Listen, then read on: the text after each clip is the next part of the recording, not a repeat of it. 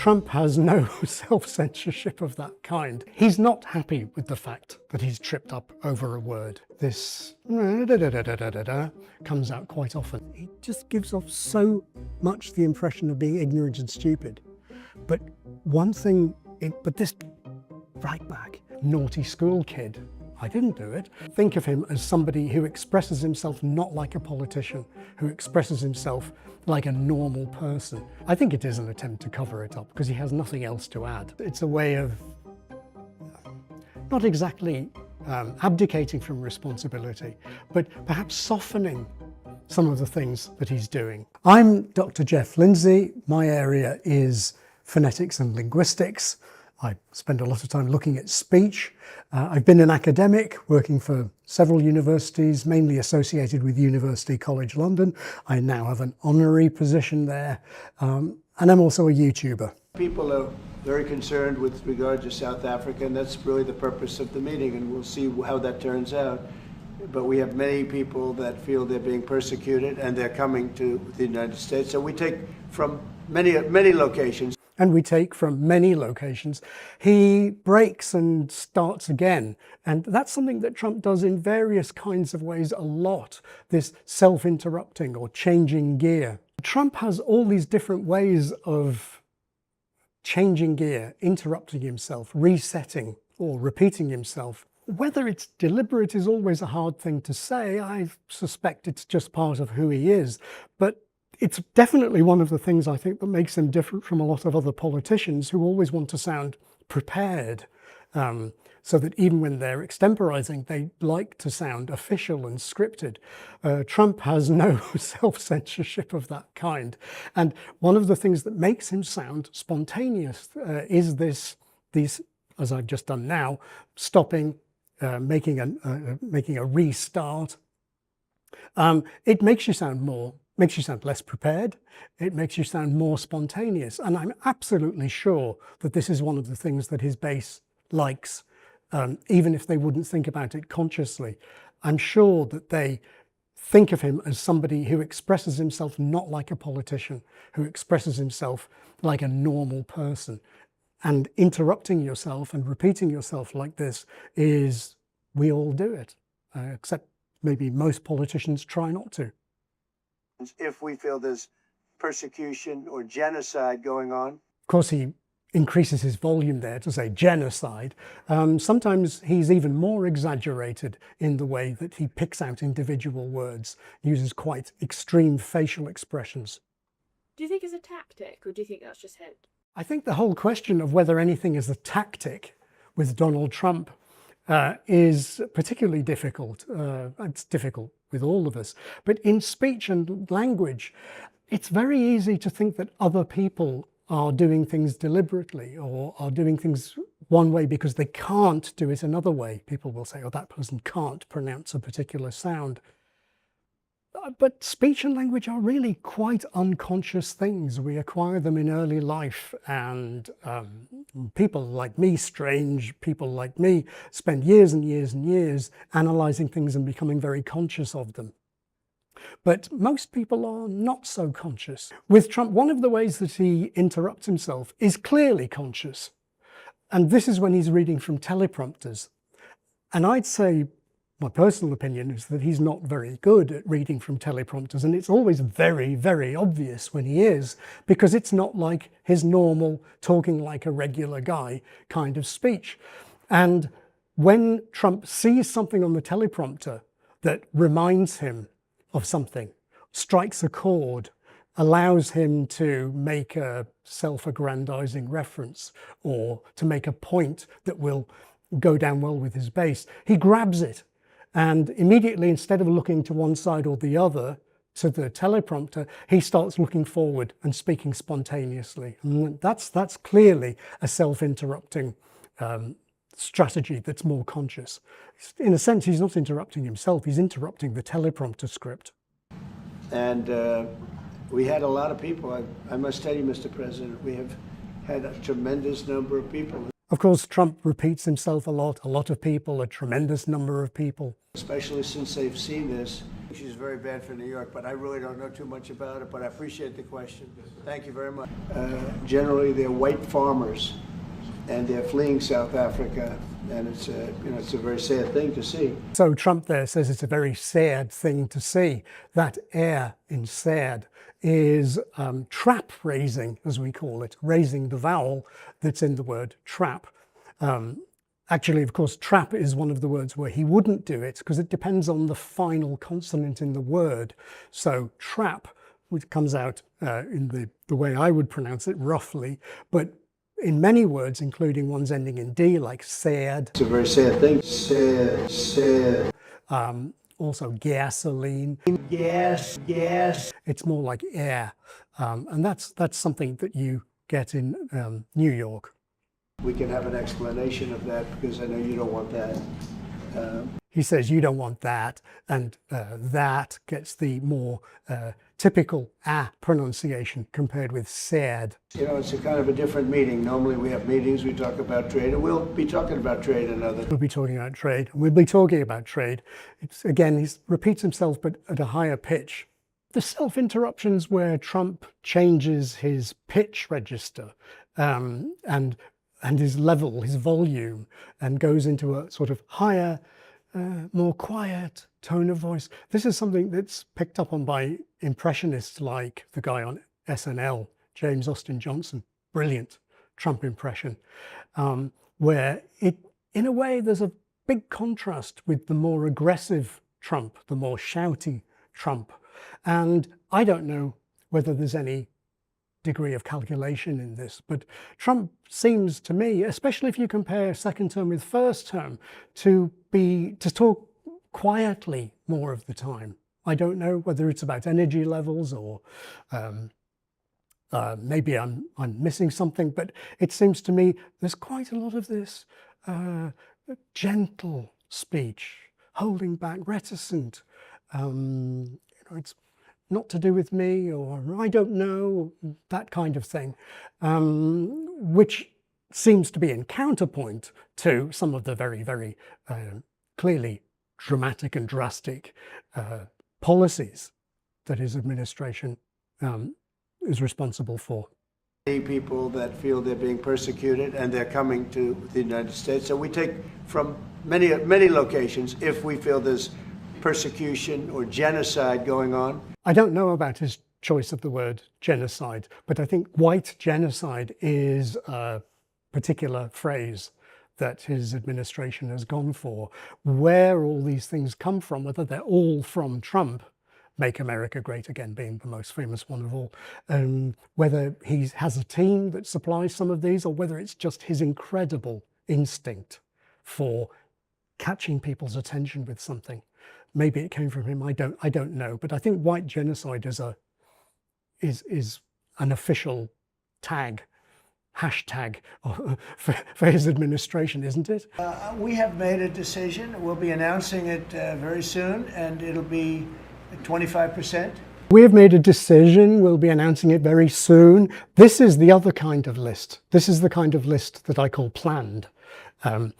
Which gives an impression of control. It's not a list that might go on and on and on and you don't know where it's going to end. He's saying we're going to do this and we're going to do this, and it's all completely under control and it's all in my power. And eventually you get to the end. But to show it's controlled, this series of rises works quite well.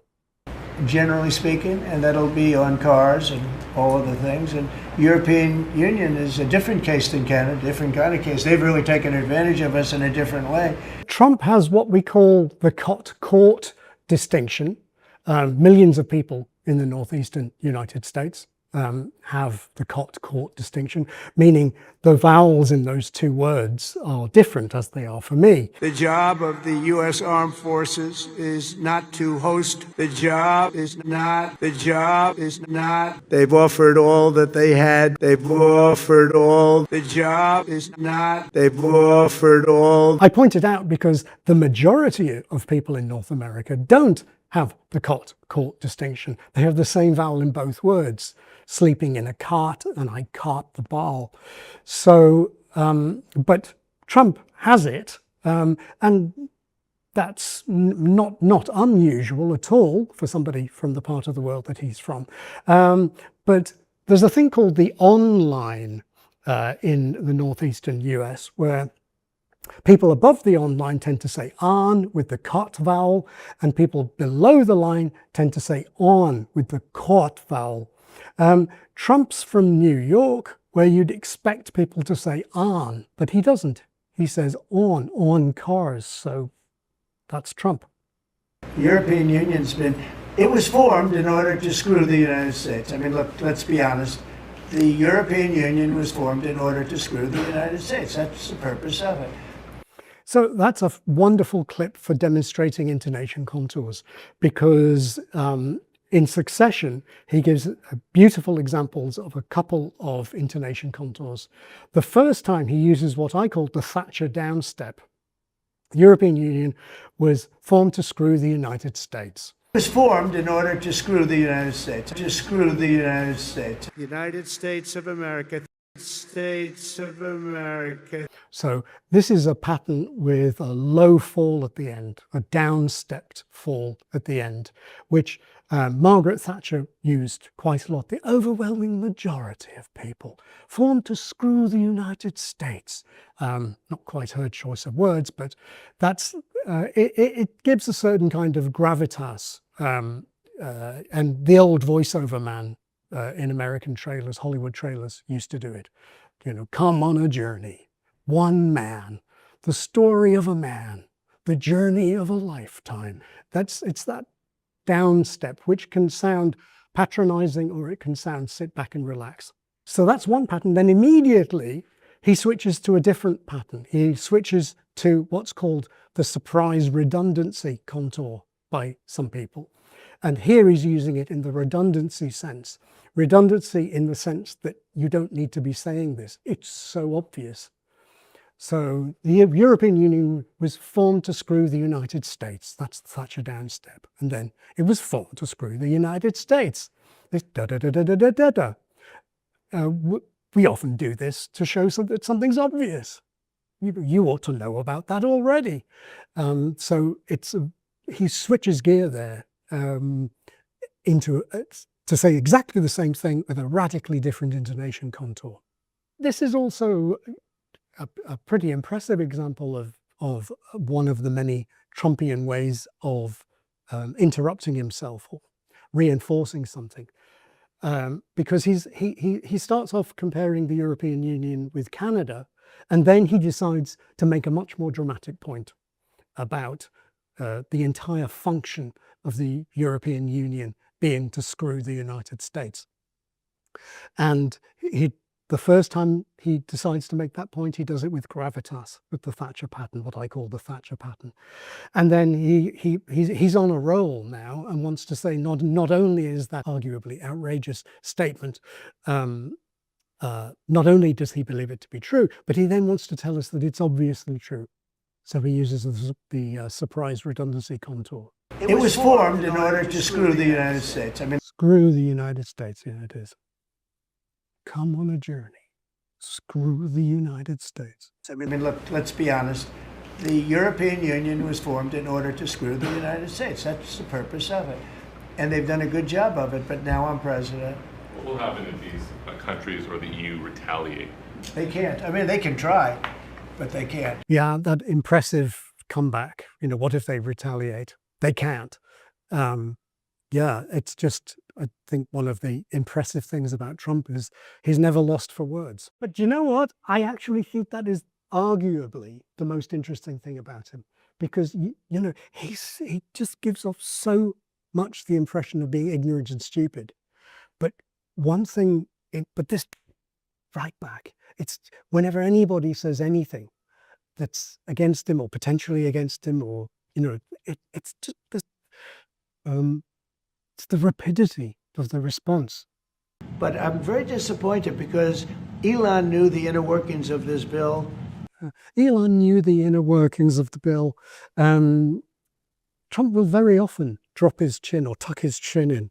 I mean, to one degree or another, a slight movement, or it could be sometimes a big movement. That seems to do it perhaps when he wants to add gravitas or make a point. But this tilt going from this position to this position is something you see a lot with Trump. Cars of all types, electric, we want to have electric. India wants, you know, they're one of the highest taxed. What would be the price? He said, there is no price. Revere their incredible legacy. Of this bill, better than almost anybody sitting here, better than you people. He knew everything about it. So I don't know whether that's a self-interruption, but it's more of a repetition. But as the idea about Elon knowing a lot about the bill is going through Trump's mind, he grabs the opportunity while it's there to say better than you people and sort of needle the press. And he only developed the problem when he found out that we're going to have to cut the EV mandate, because that's billions and billions of dollars. Yeah, cut the EV mandate. That's billions and billions. There's the chin tuck when he gets to the more serious point, like this, and then switches to like this, almost like he's looking over a pair of glasses. And it really is unfair. We want to have cars of all types. Electric, we want to have electric, but we want to have bigger one. We want to have electric. The chin tuck. I'm not any kind of body language expert, but if you think it's very often a switch from sort of looking up, which is when you look up at things, that means you're lower down, and I suppose there's some kind of exposure, and it's switching to a looking down and perhaps being more protected, less vulnerable. But there are all kinds of different flavors of it, but this dropping the chin. So as I say, I mean, to me, it's associated in my mind with like looking over a pair of glasses at somebody. We gather today to honor the incredible service members who rest in glory in this cemetery and burial grounds around the world and in 1,000 lonely places known only to God. In every hour of peril, in every moment of crisis, American warriors have left behind the blessings of home and family to answer their nation's call. This is that level listing intonation, like electric, combustion, hybrid. These lists that can go on and on and on, which you might use that kind of list for various kinds of reasons, but it gives that impression that the list could go on and on. And what we have is that on and on and on level tone being used by Trump as he reads from the teleprompter.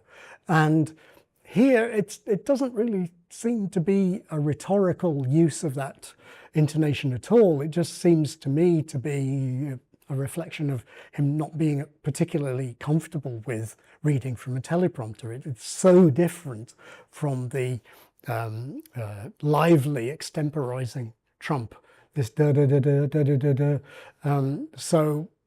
He's so effective at communicating in his way normally, but he really seems to be out of water when he's reading from a teleprompter. And I think that's why whenever an idea comes up on the teleprompter that he'd like to extemporize about, he just grabs the opportunity and his eyes go to the center and he's talking more directly to the audience in the way that he's much more comfortable with. Gave us the freest, greatest, and most noble republic ever to exist on the face of the earth, a republic that I am fixing after a long and hard 4 years. That was a hard 4 years we went through.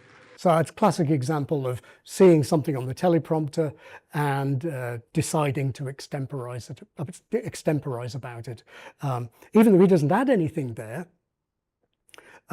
he's just basically saying the same thing, but in a way that's more direct, that's looking forward and sounds more spontaneous. And since it gets a round of applause from the audience, he sticks with it. He stays extemporizing for a while. Who would let that happen? So he's off the teleprompter. He's comfortable now, and continuing to say things more spontaneously. And also we get an example of the gruff phonation or voice quality. Happen, which Trump uses a lot of on symbols that he wants to emphasize. He does this he can even do this in quite quiet styles of speech, but here it's one of those more aggressive ones. Today we honor their memory. We remember their gallantry. We just revere in the highest sense, we just revere their incredible legacy. We all stumble, we all trip up when we're speaking. I do a lot. But the thing that I find sort of slightly amusing here is that he stumbles over the word revere. I don't think that's particularly significant or important, but having stumbled, he then sort of covers it up by doing one of his extemporizing things where he doesn't actually have anything to say about it. It's just apparently to cover up the stumble rather than just repair, as we call it. I think he's not happy with the fact that he's tripped up over a word, you know, even though it's what we fallible humans do. I think it is an attempt to cover it up because he has nothing else to add to the word revere. It's like he's trying to pass it off as being deliberate. You know, I was going to stop reading the teleprompter there. I was going to reinforce the word revere, but of course it was just a stumble. God bless our fallen heroes. May God bless our Gold Star families, and may God bless the United States of America. Thank you very much, everybody. Great honor. Thank you. United States of America. Thank you very much. So it's really quite remarkable for somebody who wants to make America great again that he just throws the words United States of America kind of away and quickly gets on to thanking people to the great honor that's been given to him. The job of the U.S. Armed Forces is not to host drag shows, to transform foreign cultures, but to spread democracy to everybody around the world at the point of a gun. The military's job is to dominate any foe and annihilate any threat to America anywhere, anytime, and any place. Yeah, the military's job is to dominate any foe. One of the characteristics of Trump's voice is hyponasality, undernasality, or what might be called more crudely a sort of blocked nose or a slightly blocked nose sound. And it's there more some places than others, but here when he says any foe, it sounds more like some poor guy called Eddie Foe. That's the job of the American military, is to dominate poor Eddie or whoever he is.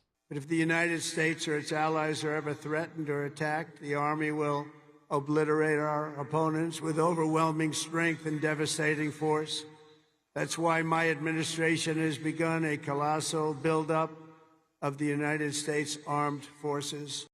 I mean, that's very, very dramatic stuff to be talking about in a never-ending monotone like this. But Trump just isn't, I think, comfortable reading from the teleprompter. From New York, from Washington, from a different place. These are great people. You know, you have to view them as people. And I don't want it to be a violent thing, but I don't want it to be a violent thing. That intonation contour has a specific name in the literature, which is the contradiction contour, obvious in meaning.